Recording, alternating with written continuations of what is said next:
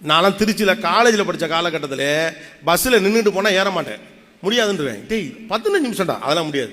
உட்கார பஸ்ஸில் தான் ஏறுவேன். அங்கேயே நான் நிற்க மாட்டேன், வீட்டிலலாம் நிற்கவே மாட்டேன், எப்போதும் உட்கார்ந்தா இருப்பேன், இல்லை படுத்து கிடப்பேன். அதனால் என்னுடைய தனிப்பட்ட நண்பர்களுக்கு தெரியும், ஒரு சோம்பேறி பையன் எப்படி அங்கே நிற்கிறான். ஒரு ஷோ 6 மணி நேரம் நடக்கும், 2 ஷோ 12 மணி நேரம், ஷூட்டிங் மட்டும் 12 மணி நேரம் பண்ணணும். நடுவில் 2 மணி நேரம் அதில் ஏதாவது டிஸ்கஷன்ஸு லொட்டு லோஸுக்கு நிற்கணும், நின்றுக்கிட்டே இருக்கணும். அவங்களும் பழகி பழகி எனக்கு ஒரு சேர் பண்ணுங்கிற எண்ணமே அவங்களுக்கு போயிடுச்சு.